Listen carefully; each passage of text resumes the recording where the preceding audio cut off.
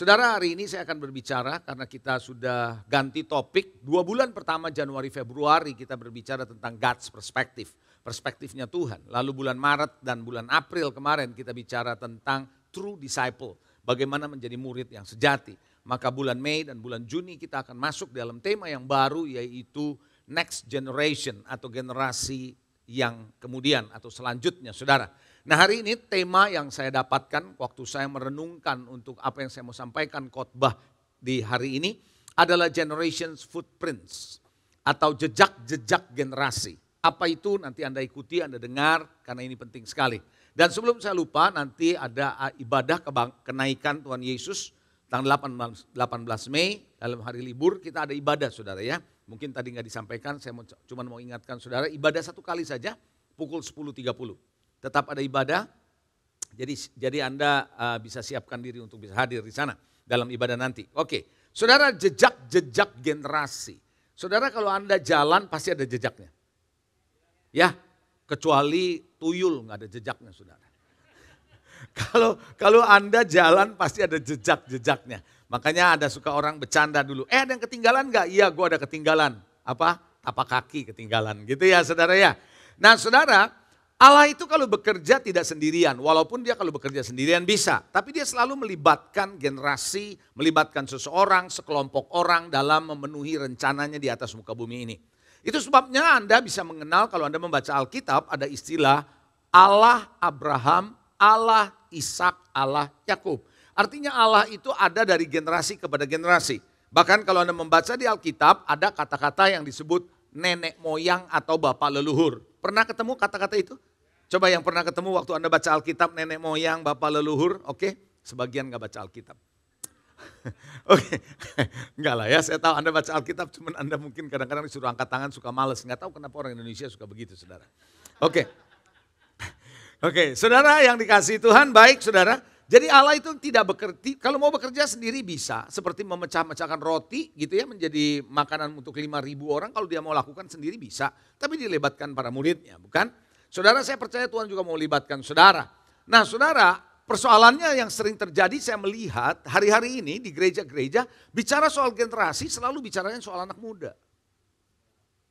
Padahal di Alkitab yang saya tahu bahwa generasi tidak melulu bicara soal anak muda. Tapi bicara the whole generation, bicara soal seluruh generasi mulai dari anak-anak sampai orang dewasa. Sampai orang tua bahkan. Kita akan buka firman Tuhan di dalam Kisah Rasul pasal 2 ayat 15 sampai dengan ayatnya yang ke-18.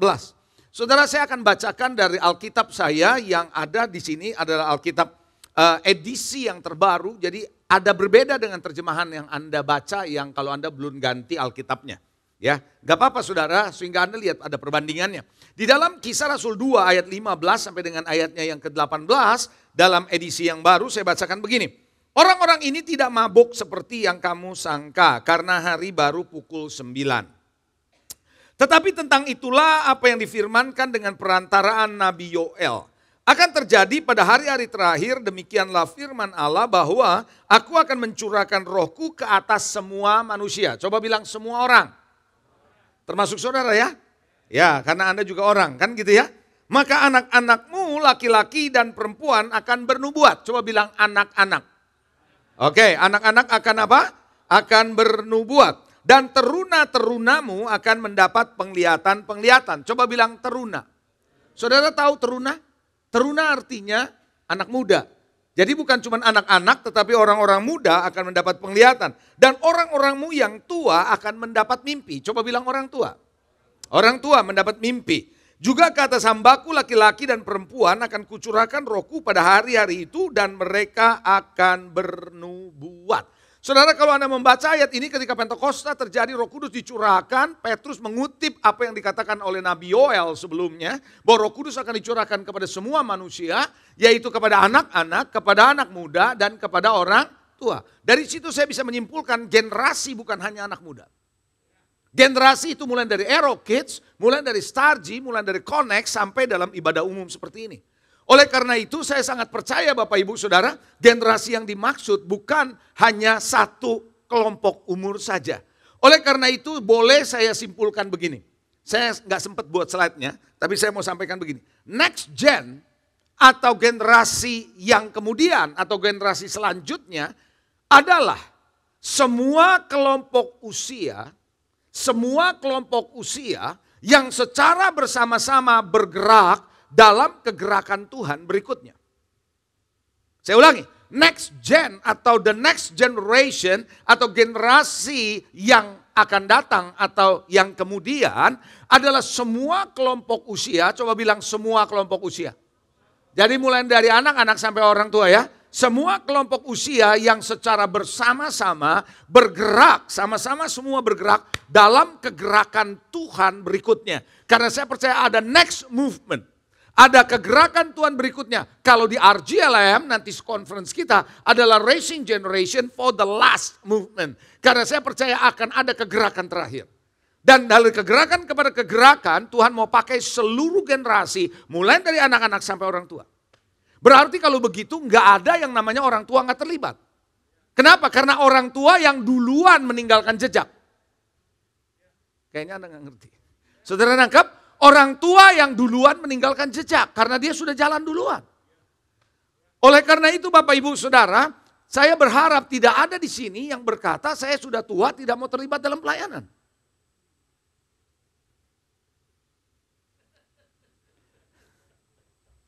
Anda bisa pensiun secara organisasi.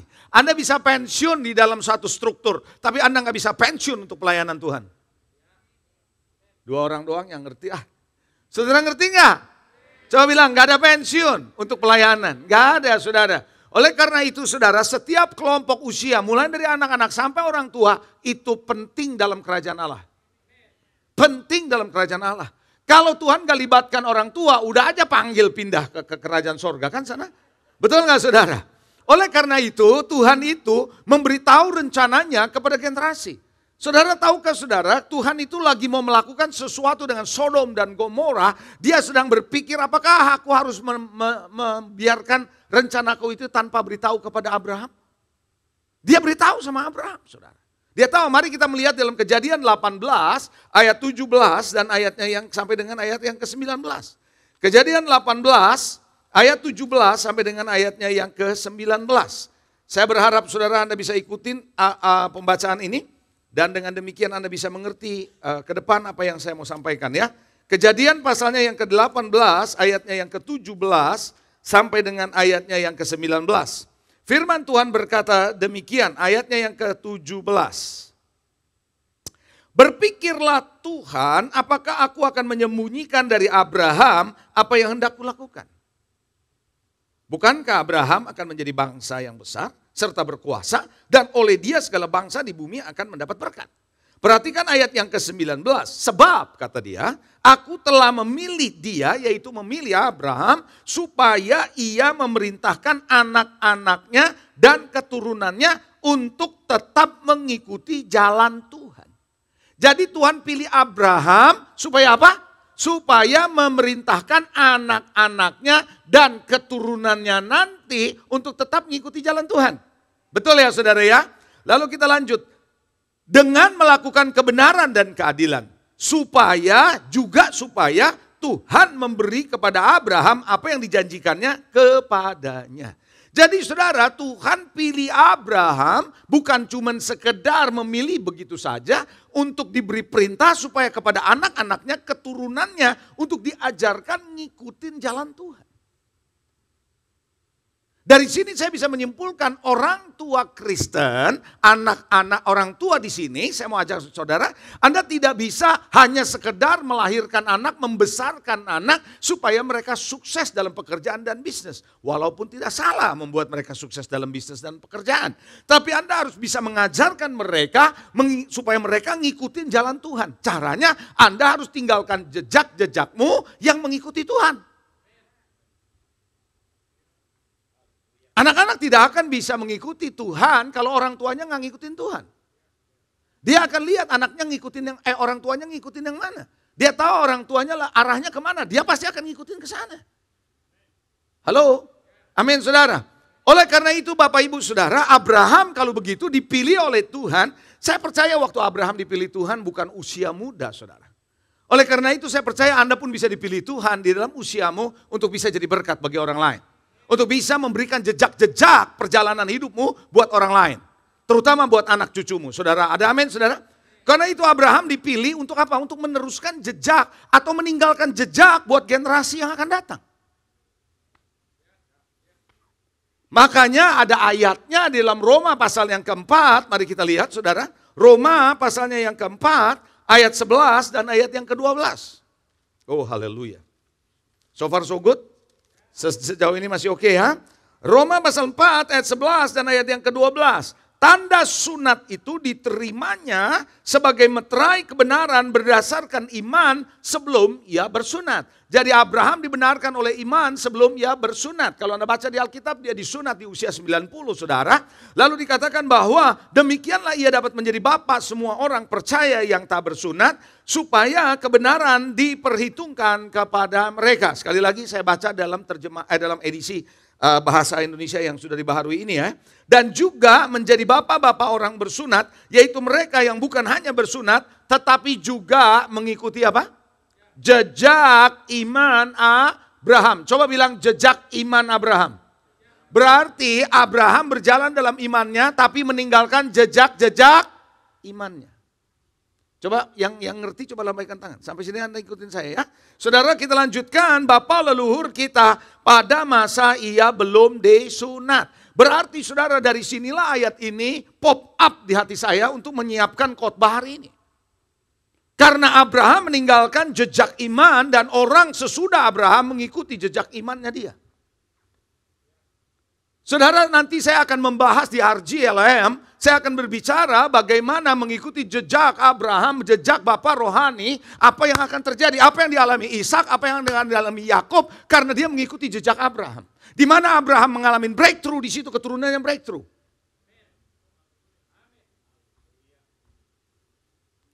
Ada banyak orang Kristen hari-hari ini di gereja-gereja Tuhan dan saya berharap tidak terjadi di gereja ini. Adalah orang yang bukannya mengikuti jejak Bapa rohani yang ada di gerejanya, tapi mengikuti jejak digital dari tempat lain. Halo.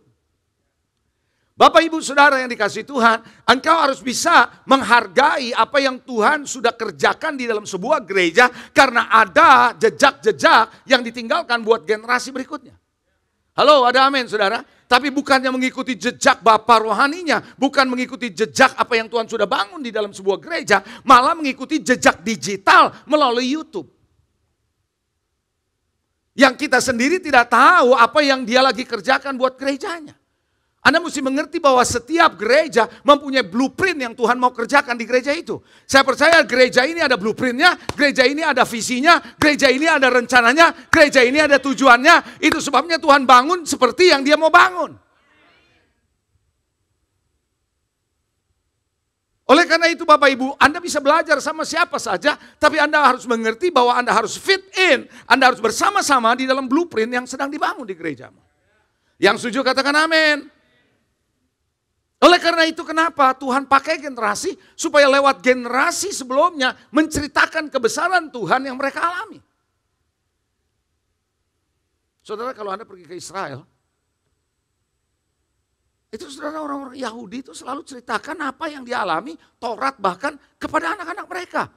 Dalam jalan lagi, makan lagi, apa cerita semua. Kenapa? Supaya generasi berikutnya tahu cerita daripada nenek moyang mereka. Tahu apa yang sedang terjadi atau sudah terjadi di generasi sebelumnya. Sehingga mereka bisa mendengar, bisa melihat kebesaran Tuhan, perbuatan Tuhan yang berlaku pada generasi sebelumnya. Halo? Tapi generasi-generasi sekarang seringkali kalau mendengar cerita dari generasi sebelumnya, hamba-hamba Tuhan sebelumnya, bagaimana pengalamannya bersama dengan Tuhan, mereka bilang, apa iya begitu? Gitu. Kayaknya nggak gitu deh pastor, saya nggak percaya tuh begitu. Nah kalau Anda nggak percaya cerita itu, maka cerita itu putus. Banyak gereja-gereja Tuhan hari-hari begitu saudara, putus. Dengan generasi yang baru putus karena nggak percaya dengan cerita yang ada dan mulai sesuatu yang baru lagi. No, gereja Tuhan harusnya nggak begitu. Anda mengikuti jejak-jejak dari generasi sebelumnya sampai generasi sebelumnya diangkat Tuhan meninggal, Anda melanjutkan dengan jejak yang baru. Paham gak nih? Mari kita baca Mazmur 22 ayat 31 dan 32.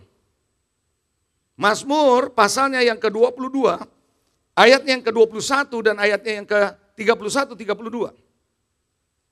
Oh haleluya. Puji Tuhan. Anak cucu akan beribadah kepadanya. Kepada keturunan yang akan datang, akan diceritakan tentang Tuhan. Kepada generasi yang akan datang, akan diceritakan tentang apa? Tuhan. Coba bilang diceritakan. Menceritakan. Saudara, ini terjemahannya sekali lagi mungkin bisa beda dengan Alkitab saudara ya. Tidak apa-apa saudara, anggap aja ini saya pakainya New King James, Anda pakainya NIV gitu. Oke. Saudara, anak cucu akan beribadah kepadanya, kepada keturunan yang akan datang akan diceritakan tentang Tuhan. Jadi generasi sebelumnya akan menceritakan kepada generasi yang kemudian cerita tentang apa? Tentang Tuhan. Tentang perbuatan Tuhan.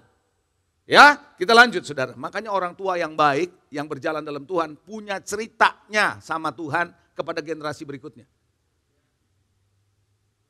Tapi orang tua yang tidak jalan sama Tuhan, mau cerita apa?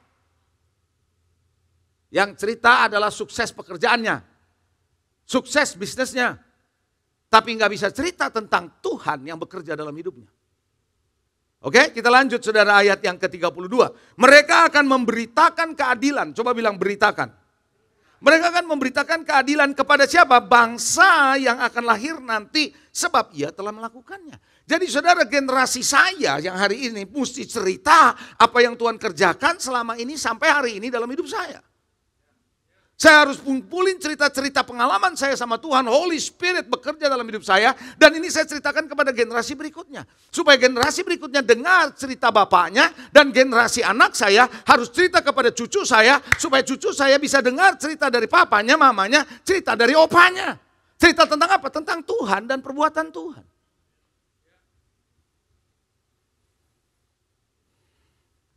Coba tanya sebelah saudara, ada ceritanya nggak kamu bro? Ada nggak ceritanya bro, sis? Jangan sampai nggak ada ceritanya loh. Cerita tentang Tuhan yang saya maksud. Punya nggak cerita pengalaman sama Tuhan dan sebagainya. Lalu kita baca Mazmur 78. Mazmur 78 ayatnya yang ketiga sampai dengan ayat yang ketujuh. Oh haleluya.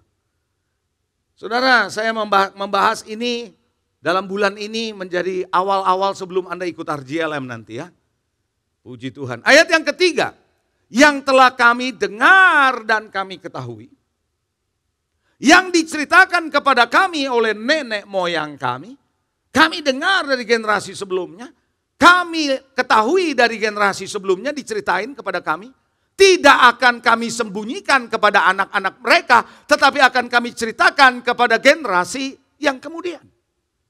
Saudara, apa yang Anda dengar dari generasi sebelumnya, apa yang Anda dengar dari pastor di sini, sebagai saya sebagai senior pastor, Anda dengar, Anda perlu ceritakan kepada next generation, kepada generasi berikutnya. Halo, ada amin saudara. Lalu tidak akan kami sembunyikan kepada anak-anak mereka, tapi akan kami ceritakan kepada generasi yang kemudian, apa? Karya-karya Tuhan yang masyhur dan kekuatannya, perbuatannya ajaib yang telah dilakukannya.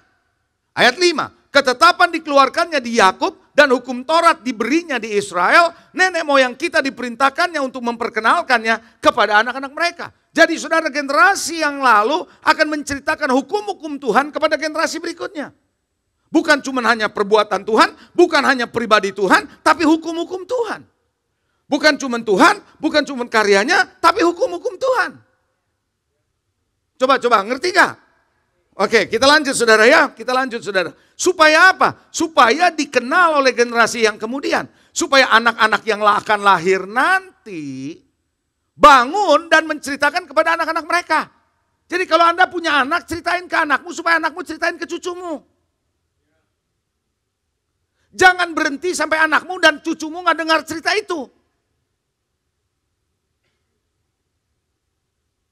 Coba tanya lagi sebelah saudara.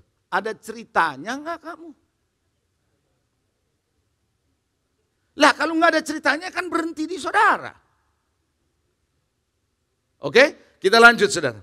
Ayat ke-7. Supaya apa? Diceritakan kepada generasi berikutnya. Supaya mereka menaruh kepercayaan kepada Allah dan tidak melupakan perbuatan-perbuatan Allah, tapi memegang perintah-perintahnya.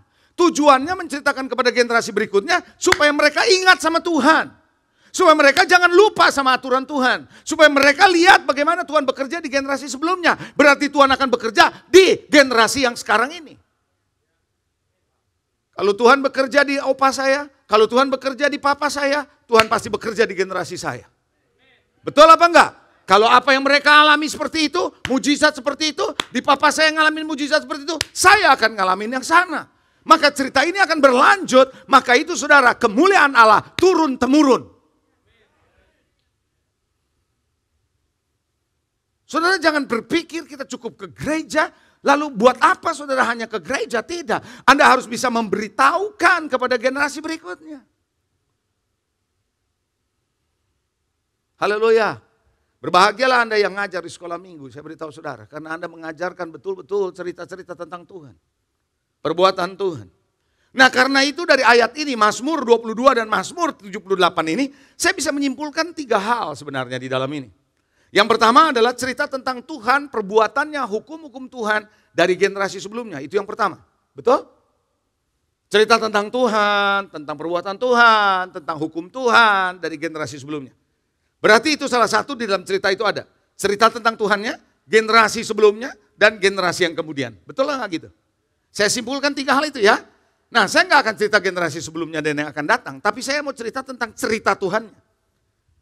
Saya renungkan waktu saya mau khotbah ini, cerita tentang Tuhan kenapa begitu penting. Cerita tentang pekerjaan Tuhan kenapa begitu penting buat generasi berikutnya. Saya renungkan. Dan ini yang saya dapat. Perhatikan baik-baik, ada slide-nya. Cerita tentang Tuhan dan perbuatan Tuhan kepada generasi berikutnya. Berarti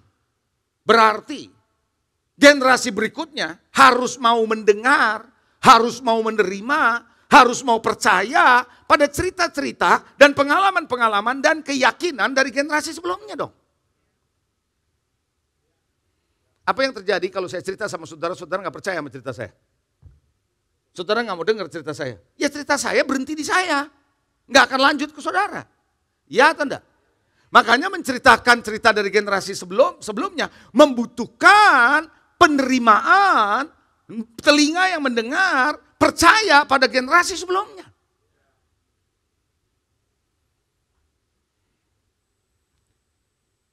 Halo? Amin.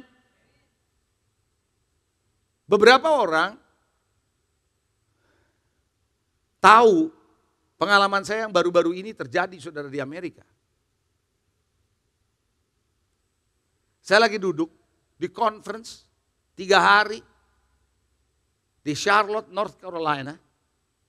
Saya lagi duduk, saya nggak kenal mereka-mereka. Sebagian ada orang Spanish speaking, ada yang orang Amerika bule. Saya nggak kenal mereka. Tapi bisa-bisanya dari hari yang kedua atau hari ketiga saya lupa. Salah satu panitia tarik saya, bilang, "Pastor, I want to talk to you." Oke, apa?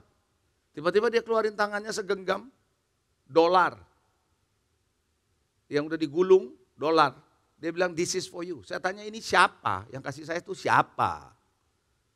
Orang yang kasih ini gak mau namanya di-expose, cuman hanya bilang ini blessing for Pastor Leo. Saya beritahu sama saudara. Kenal juga kagak.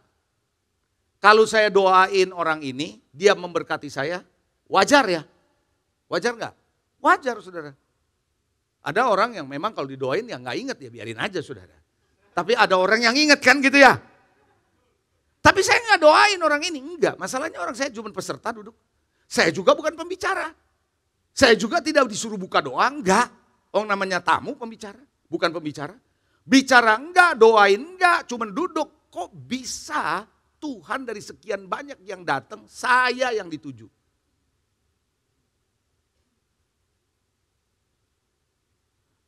Ini cerita. Ini cerita, Anda ngerti nggak saudara? Nah supaya Anda tahu, pastor saya cerita dengan Tuhan seperti itu. Dan Anda juga berkata, I will also ngalamin hal yang sama. Itu pentingnya cerita, bagaimana Anda ngalami Tuhan.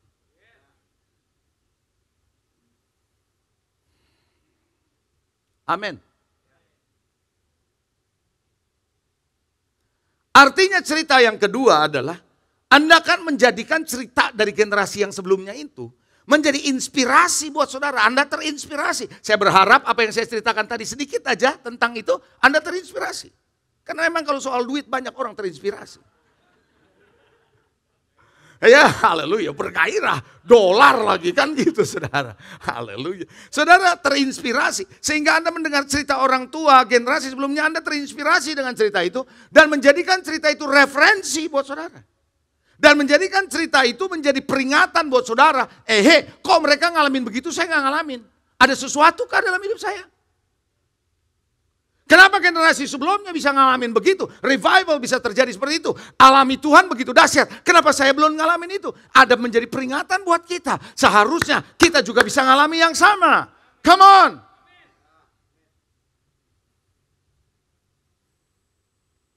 Cerita Tuhan juga yang ketiga berarti membuat Anda yang mendengar di generasi kemudian terhubung dengan generasi sebelumnya. Menghormati generasi sebelumnya, percaya generasi sebelumnya. Makanya RGLM kita temanya kali ini adalah Connected Generation.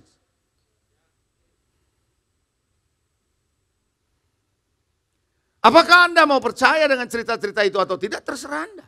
Nah ketika Anda percaya, Anda menangkap, Anda terima, Anda dengar, dan itu jadi inspirasi, peringatan buat saudara, referensi buat saudara, maka apa yang terjadi cerita itu akan Anda download buat saudara, dan cerita itulah yang menghentikan saudara berbuat dosa.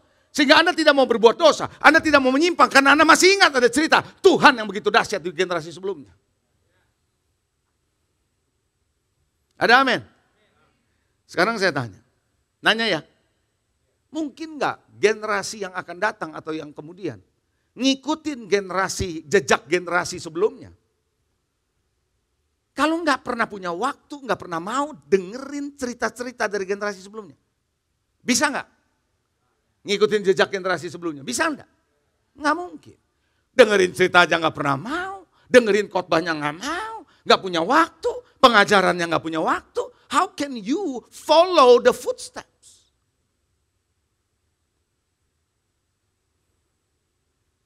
Anda nggak akan mungkin saudara bisa mengikuti jejak generasi sebelumnya kalau generasi sebelumnya cerita Anda nggak mau dengar. Kalau generasi sebelumnya ngajar Anda nggak mau dengar. Kalau generasi sebelumnya kalau khotbah Anda nggak mau dengar. Anda nggak akan bisa ikut. Betul? Coba yang ngerti lambaikan tangan. Impossible.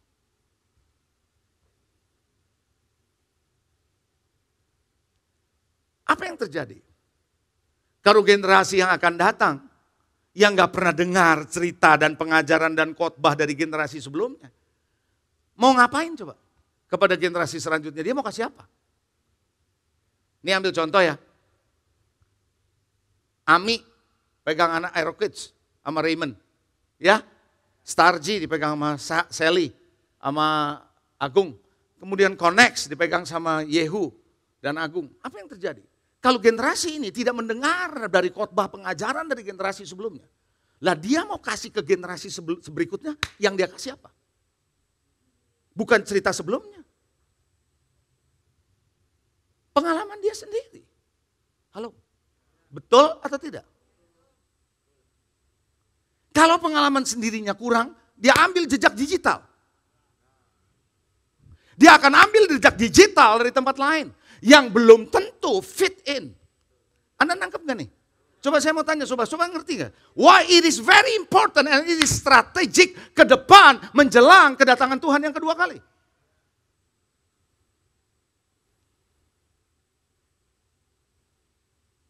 Makanya ya orang-orang tua ya, kalau anak-anakmu yang ada usia Starji, Erokis, anterin mereka untuk bisa ngikutin ini. Supaya mereka dibangun untuk itu. Bisa katakan amin saudara? Oleh karena itu Bapak Ibu Saudara, kenapa jejak-jejak generasi itu sangat penting saudara. Waktu Gideon bersembunyi di goa pemerahan anggur, Malaikat datang kepada dia. Dia bilang, mana Tuhan? Cerita nenek moyangku yang hebat-hebat itu mana? Pernah baca nggak ayatnya? Berarti Gideon dengar cerita nenek moyangnya dong. Itu sebabnya dia terheran-heran. Kenapa kita kayak gini? Kalau dengar cerita dulu kan gitu. Dan itulah yang menimbulkan buat dia masih punya pengharapan. Kalau Anda dengar cerita generasi sebelumnya yang luar biasa sedangkan keadaanmu babak belur, paling tidak Anda masih punya harapan dong. Itu sebabnya ketika malaikat berkata engkau adalah pahlawan yang gagah perkasa. Apa yang terjadi? Disitulah titiknya. Gideon bukan cuma dengar cerita generasi sebelumnya, tapi punya pengalaman pribadi sama Tuhan. Yang membuat dia akhirnya melihat cerita yang dulu ternyata betul. Paham gak nih? Sehingga dia tahu, oh cerita yang dulu ternyata betul. Karena sekarang aku bergerak bersama dengan Tuhan. Itu pentingnya. Dan saya mau supaya gereja ini mengerti legacy ini. Warisan ini. Yang setuju katakan amin. Ayo kita baca saudara, jejak-jejak yang lain. Yang saya mau ajak saudara melihat jejak-jejak generasi di Keluaran 33. Oh haleluya. Saya semangat saudara, ini seolah-olah saya menganggap preview buat RJLM. Keluaran 33. Saya banyak saudara dapat sesuatu dan biasanya ya, saya juga heran ini saudara. Setelah pulang dari Amerika, saya sering dibangunin sama Tuhan jam 3 pagi. Iya. Saya merasa ada zing di dalam ini. Sehingga membuat saya mau enggak mau jam 4 saya harus doa. Dan di situ download dari Tuhan turun. Dan itulah sebabnya kenapa di dalam Keluaran 33 ayat yang ke-7 firman Tuhan bilang begini. Musa biasanya mengambil kemah dan memasangnya di luar perkemahan. Jauh dari perkemahan itu, ia menamainya kemah pertemuan. Berhenti sebentar. Coba bilang perkemahan. Sekali lagi perkemahan. Coba bilang lagi kemah pertemuan. Perkemahan dalam cerita ini adalah tempat tinggal bangsa Israel. Perkemahan. Ya. Kalau kemah pertemuan itu bait suci. So jadi Musa keluar dari perkemahan artinya keluar dari lingkungan orang-orang Israel membangun kemah suci. Ngerti ya? Oke, mari kita lihat. Setiap orang yang mencari Tuhan akan pergi ke kemah pertemuan yang berada di luar perkemahan itu. Jadi di luar lingkungan, tapi ada di situ di kemah pertemuan. Setiap kali Musa pergi ke kemah pertemuan atau ke bait suci, seluruh bangsa bangkit. Seluruh bangsa bangkit. Masing-masing berdiri di pintu kemahnya. Mereka mengamati Musa sampai ia masuk ke dalam kemah itu. Coba lihat sini ayat 8. Ini perkemahan ya. Coba lihat sini. Halo. Ini perkemahan bangsa Israel ya. Musa kan lagi jalan menuju ke kemah pertemuan atau bait suci. Bangsa Israel ngapain yang ada di sini? Bangkit berdiri terus berdiri di depan pintu rumahnya, kemahnya. Betul nggak gitu? Terus mengamati Musa. Kalau terjemahan Alkitab saudara yang lama bilangnya mengikuti Musa dengan matanya. Ya itu kan bahasa Indonesia yang lama. Ini mengamati ya podo wae toh. Saudara dia mengamati. Berarti dia tidak ikutin Musa. Dia cuma liatin Musa. Ini namanya ibadah online. Saya kasih tahu saudara ini namanya online atau streaming bukan onsite. Ngerti gak? Alkitab sudah tahu bakal ada online.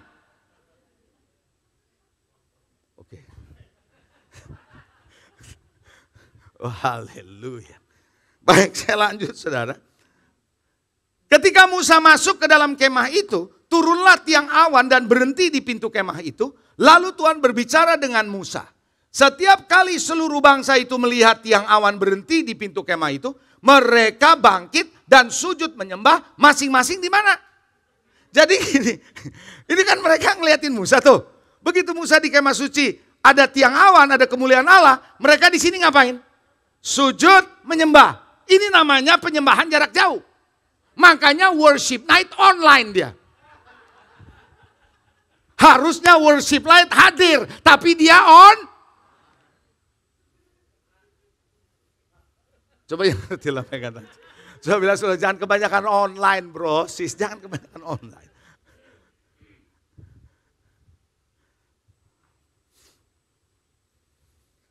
Tuhan berbicara ayat 11 dengan Musa berhadapan muka seperti seorang berbicara kepada temannya.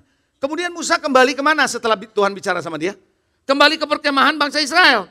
Tapi Yosua bin Nun, abdinya yang masih muda tidak meninggalkan kemah itu. Aha, coba lihat di sini, perhatikan saudara, perhatikan. Jadi sekian banyak bangsa Israel online. Online, betul? Dari sekian banyak orang Israel yang online, cuman satu yang on-site. Siapa namanya? Yosua. Karena diam-diam Yosua mengikuti Musa. Ketika Musa pergi ke kemah pertemuan, maka si Yosua mengikuti jejaknya Musa. Jejak Musa kanan, dia pijak kanan, pijak kiri. Terus ikutin jejaknya Musa. Dia on-site. Kelebihannya on-site apa? Dia dengar hatinya Musa ngomong sama Tuhan apa.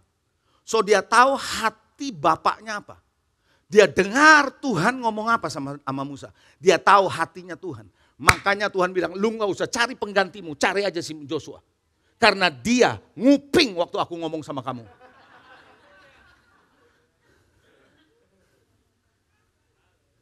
Ini adalah nguping yang paling ilahi. Nggak ngegosip, Anda ngerti gak? Jadi Yosua tahu hatinya Musa kayak apa, dia upload ke Tuhan. Dia juga tahu hatinya Tuhan di download ke Musa apa. Itu sebabnya dia ngerti bagaimana membawa bangsa Israel. Itu sebabnya, dengar baik-baik saudara, jejak-jejak generasi itu sangat penting buat saudara di gereja ini.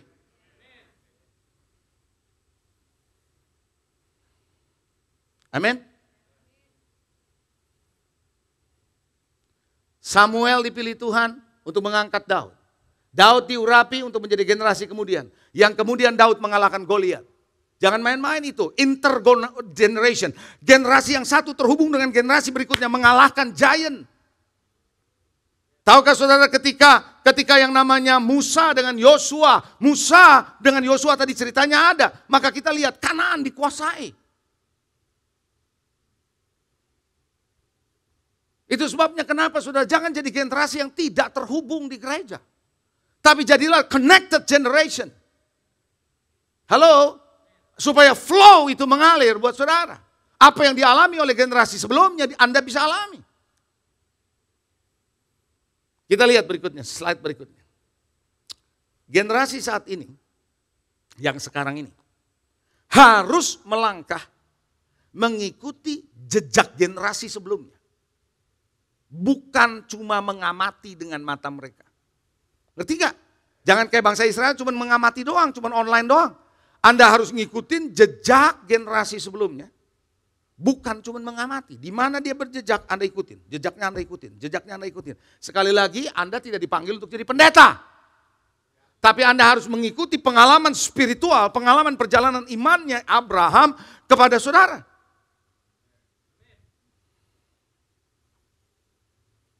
Paham sampai di sini?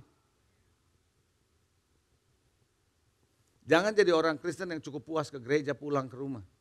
Terus rajin pelayanan doang. Saya nggak berkata pelayanan salah ya. Tapi Anda mesti mengerti bahwa Anda ini membawa cerita.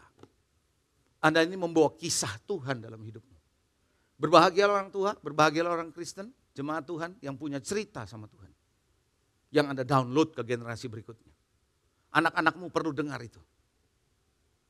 Anak-anakmu tidak bisa hanya mendengar cerita sukses kamu waktu kerja dan waktu Anda bisnis. Tapi cerita bagaimana Tuhan bekerja dalam hidup saudara. Ada amin? Haleluya. Dan dengan demikian generasi berikutnya akan cerita kepada generasi berikutnya. Paulus menulis kepada jemaat yang di Efesus berkata bahwa kemuliaan Allah turun-temurun. From glory to glory, dari satu jemaat kepada jemaat berikutnya. Selama-lamanya. Amen. Coba tanya lagi sebelah saudara, ada ceritanya nggak bro kamu? Ada ceritanya enggak? Hari-hari ini kalau Anda nggak punya ceritanya, kumpulkan cerita itu sama Tuhan. Kumpulkan, masih belum terlambat. Supaya dengan demikian Anda bisa cerita ke anak-anakmu, ke cucu-cucumu, ke buyutmu kalau perlu. Terus. Dan generasi-generasi nama Tuhan dimuliakan, diagungkan. Amin. Nah, mari kita melihat jejak-jejak generasi yang harus diikuti dan harus ditinggalkan oleh generasi sebelumnya. Dengar, apa saja generasi sebelumnya harus meninggalkan jejak yang seperti apa. Dan generasi yang akan datang harus ngikutin jejaknya yang seperti apa. Anda siap? Ada beberapa poin. Yang pertama, jejak-jejak generasi sebelumnya harus ditinggalkan dengan punya iman pribadi sama Tuhan. Keyakinan dan iman pribadi sama Tuhan.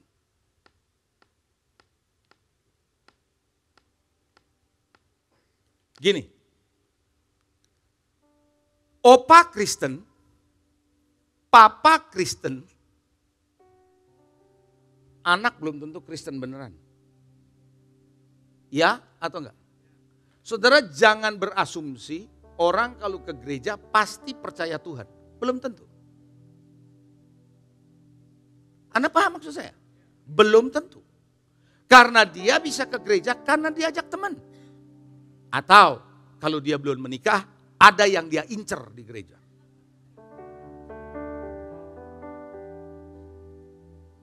Dia browsing seperti browsing internet.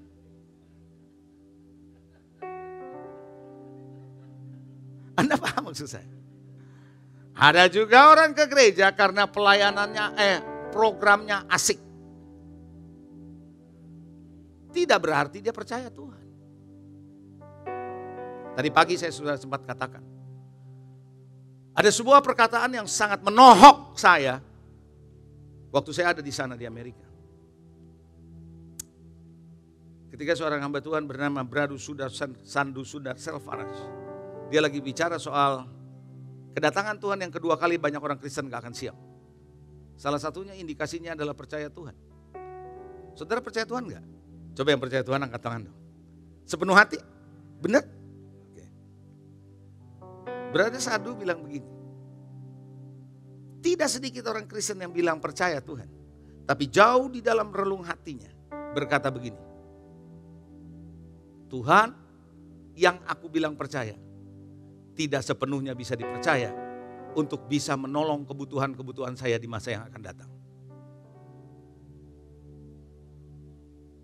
Saya nggak bisa percaya Tuhan untuk bisa menolong saya di hari-hari ke depan nanti.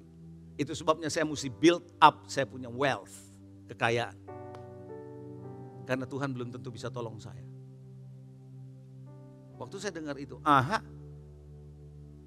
orang yang kayak gini dia bilang, nggak siap dengan kedatangan Tuhan yang kedua kali.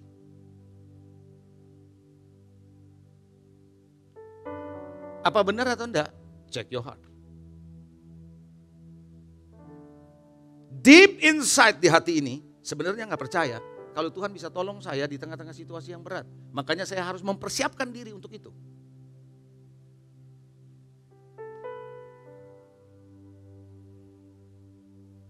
Makanya saudara, hadir di dalam conference sama tidak hadir dan hanya nonton lewat online, tidak sama. Di situ is grip. Hadirat Tuhan itu nge-grip saudara. Memegang saudara.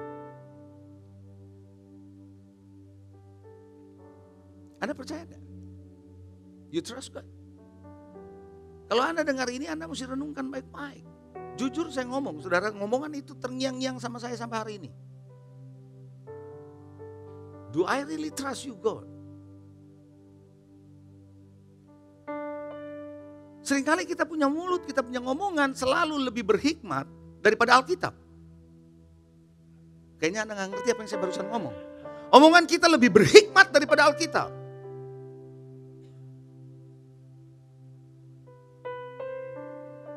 Jejak yang harus kita tinggalkan, jejak yang harus diikuti adalah percaya penuh kepada Tuhan secara pribadi. Punya pengalaman pribadi, bukan dari iman rame-rame. Iman kodian, tahu kodian. Tapi iman personal. Yang kedua, jejak apa yang harus ditinggalkan sama generasi? Ini sekaligus belajar bukan hanya untuk saya yang meninggalkan jejak. Tapi Anda yang melayani, mau di Starji, mau di Aero Kids, mau di Connect, mau di mana saja. Di home, Anda harus tinggalkan jejak ini. Hubungan pribadi yang segar dengan Tuhan. You still have relationship fresh dengan Tuhan.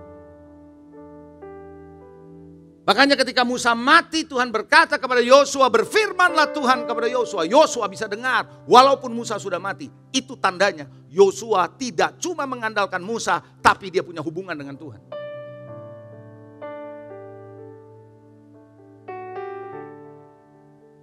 Pertanyaan saya,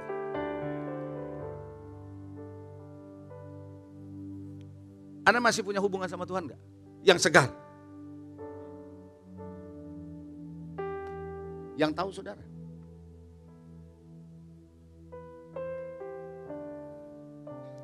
Bagi Anda yang melayani di generasi muda, dengar ngomongan saya ya. Generasi muda sekarang istilah yang paling keren adalah relate and engage. Tahu relate and engage gak? Relate artinya membangun hubungan doang. Nggak dalam, tapi engage. Anda melibatkan diri sama dia dan dia melibatkan diri dengan Anda. Itu engage lebih dalam. Halo? Yang pernah dengar istilah itu lambaikan tangan. Di generasi muda, Anda pakai banyak istilah. Relate and engage. Sehingga Anda menyediakan dirimu, waktumu bukan cuma relate, Anda engage dengan mereka. Which is good. Tapi pertanyaan saya, dengar ya yang muda-muda, yang ngajarin anak-anak muda. You ngajarin gak mereka relate and engage sama Tuhan habis-habisan. Jangan cuma Anda relate sama mereka, Anda engage sama mereka, tapi mereka gak bisa engage sama Tuhan. Anda harus pastikan mereka punya relationship fresh dengan Tuhan, engage dengan Tuhan dalam keseharian mereka. If not, Anda hanya cuma membangun generasi di atas rata, cuma hanya ada di permukaan. Tidak deep inside. Jangan hanya membangun anak muda, generasi berikutnya. Hanya surfing di atas. Tapi Anda harus jadikan mereka bisa menjadi seorang snorkeling masuk ke dalam. Menjadi penyelam. To see di dalam kedalaman laut yang luar biasa. It's not only relate and engage dengan orang, tapi relate and engage to your God. Cara ajar mereka bagaimana berdoa, ajar mereka bagaimana cari firman. Katakan amin. Fresh dengan Tuhan. Segar dengan Tuhan. Coba tanya lagi sebelah saudara. Masih punya hubungan segar sama Tuhan?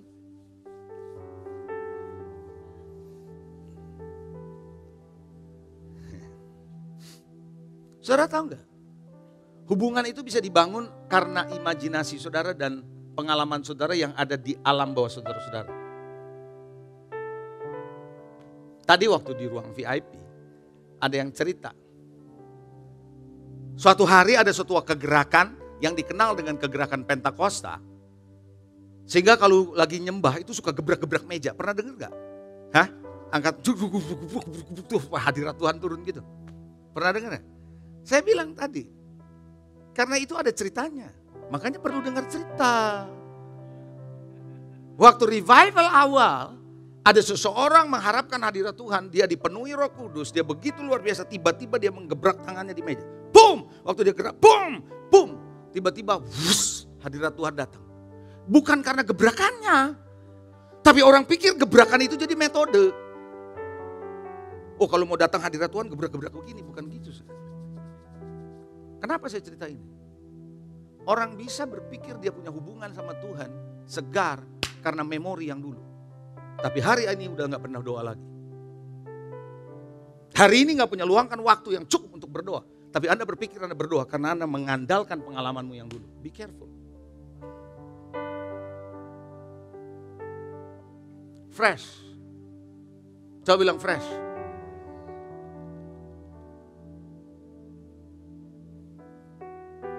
Tadi pagi saya nggak sempat bicara. Tapi saya mau bicara sama saudara. Kenapa RJLM ini ada? Karena Tuhan pernah bicara di hati saya begini.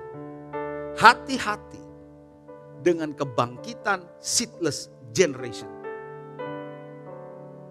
Hati-hati dengan kebangkitan seedless generation. Generasi yang tidak membawa benih apapun.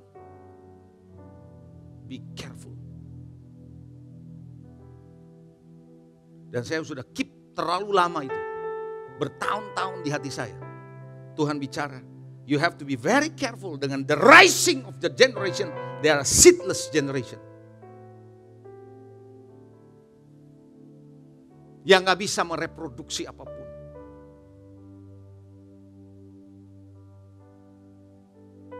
Halo? Amin. Yang ketiga. Terakhir yang ketiga.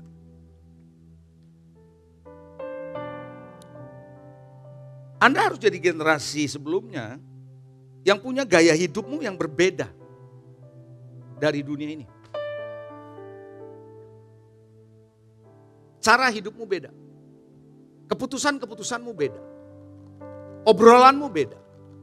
Cara pikirmu beda. Itu baru menjadi jejak generasi yang tidak sama dengan yang lain.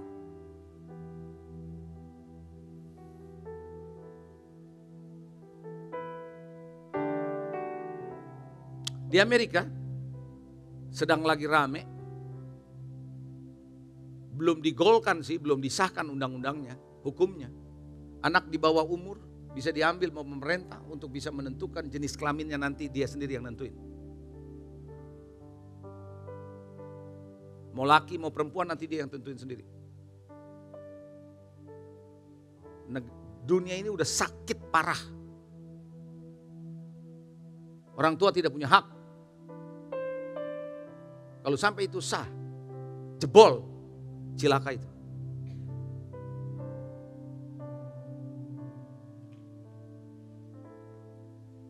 Kemarin istri saya cerita, ada seorang anak di sekolah pakai kaos. I'm a boy or a girl ya gitu ya. Kalau tidak salah, atau apa itu? Lupa saya, istri saya cerita. Pokoknya dia bilang I'm a boy or a girl gitu. Di sekolah disuruh lepas loh. Kaos itu. Identitas laki atau perempuannya harus dilepas. Sampai akhirnya dia bilang suruh telepon sama orang tuanya. Orang tuanya bilang, no, I support my son. Support anak saya, tetap pakai kaos itu. Anda bisa lihat gak? Sekarang ini tekanan begitu hebat. Punya gak Anda gaya hidup yang Tuhan mau bangun dalam hidupmu? Dan ini masih ada kaitannya dengan true disciple. Dan saya coba kutip apa yang istri saya kemarin kutip. Namanya Daniel Isaiah Joseph. Ini menginspirasi saya waktu saya dengar khotbah istri saya. Saya nggak hadir tapi saya dengar khotbahnya. Dimanapun saudara, bukan cuma khotbah istri mesti didengar. Ngomongannya juga mesti didengar.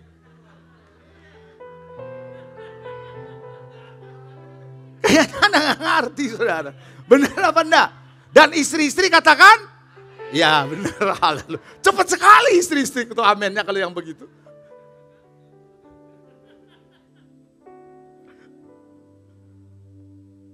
Daniel Isaiah Joseph bilang begini, Yesus memanggil murid-muridnya kepada suatu sistem kepercayaan yang berbeda. Dan pemahaman akan dunia yang berbeda. Jadi memang Anda ini berbeda kok. Jadi kalau Anda bilang enggak, saya enggak mau berbeda sama yang lain, Anda naif. Karena Anda dipanggil untuk berbeda dari dunia ini.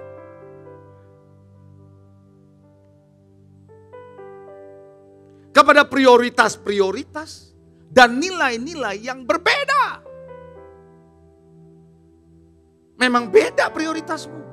Memang beda value sistemmu. Jadi Anda nggak bisa samakan dengan orang dunia, teman-teman kampusmu, tempat-tempat kerjamu yang beda dengan Anda. Ya memang beda. Untuk menghargai sorga lebih daripada bumi. Aduh pastor, kita membumi dikit deh ya gitu. Jangan diawang-awang terus.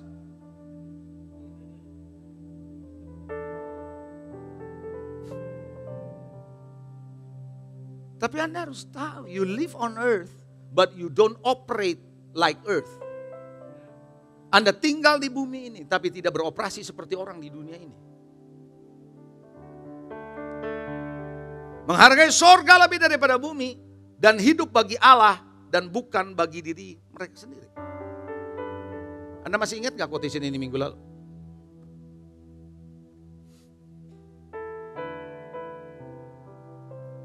Makanya ada ayat yang berkata, bagaimana orang muda menjaga kelakuannya agar tetap murni. Berpegang pada firman Tuhan. Karena Anda memang berbeda.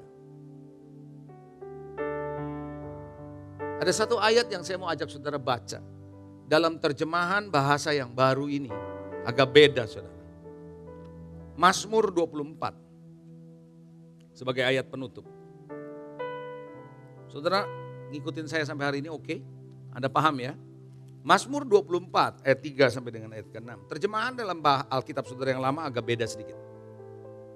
Ayat 3. Siapakah yang boleh naik ke atas gunung Tuhan? Siapakah yang boleh berdiri di tempatnya yang kudus? Orang yang bersih tangannya dan murni hatinya. Yang tidak menyerahkan dirinya kepada yang semu. Kalau dalam terjemahan yang lama, kalau nggak salah penipuan ya. Yang semu dan yang tidak bersumpah palsu. Saya berhenti di sini. Saya lebih suka terjemahan ini kata semu. Karena zaman sekarang gereja-gereja anak Tuhan banyak yang semu. Nggak asli. Tahu semu nggak? Semu itu nggak jelas. Orang yang setengah-setengah yang semu nggak bisa naik ke gunung Tuhan. Hah? Karena Tuhan berkata di akhir zaman akan terjadi split domba dengan kambing. Yang berbuat benar semakin benar, yang jahat semakin jahat.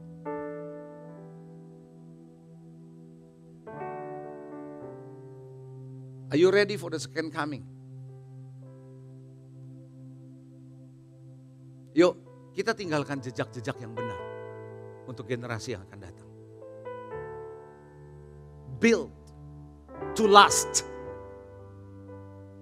Ada bukunya terkenal itu, Build to Last. Tapi beda itu ceritanya, bukan ini. Tapi saya cuma minjem kata-katanya doang. Jangan saudara pikir saya setuju dengan isinya, belum tentu.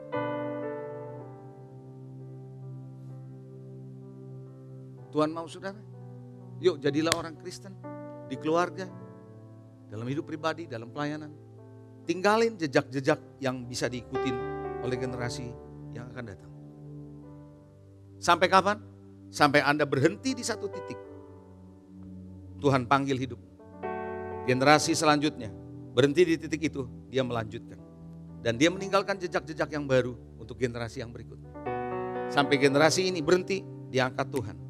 Di generasi berikutnya melanjutkan dengan jejak-jejak yang ada. Cerita Tuhan tidak pernah habis. Kemuliaan Tuhan tidak pernah habis. Pengalaman bersama Tuhan tidak pernah berhabis. From generation to generation. Cerita Allah itu terus diceritakan dari generasi ke generasi.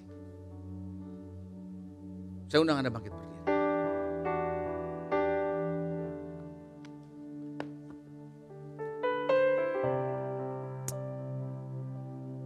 Berikan hatimu kepada Tuhan.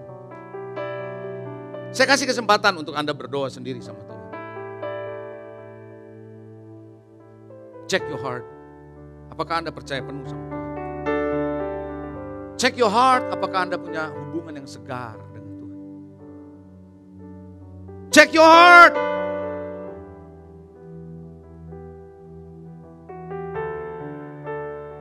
Apakah Anda punya gaya hidup, cara hidup yang berbeda dari dunia ini? Check your heart. Apakah Anda meninggalkan jejak-jejak yang patut diikuti oleh generasi yang akan datang? Atau Anda tidak meninggalkan jejak sama sekali yang patut diikuti?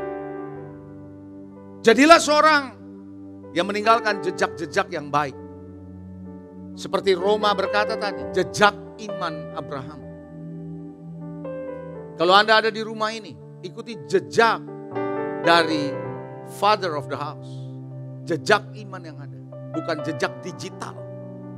Yang kita nggak tahu, bukan berarti yang di luar sana salah. Tidak, saya nggak bilang itu. Tapi mereka punya formatnya sendiri.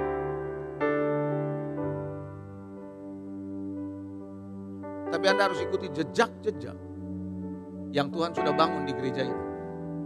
Ikuti. Wherever I find a breakthrough, you will find breakthrough. Di mana saya ngalamin breakthrough, di situ Anda akan ngalamin breakthrough. Di mana generasi sebelumnya breakthrough, Anda ngalamin breakthrough.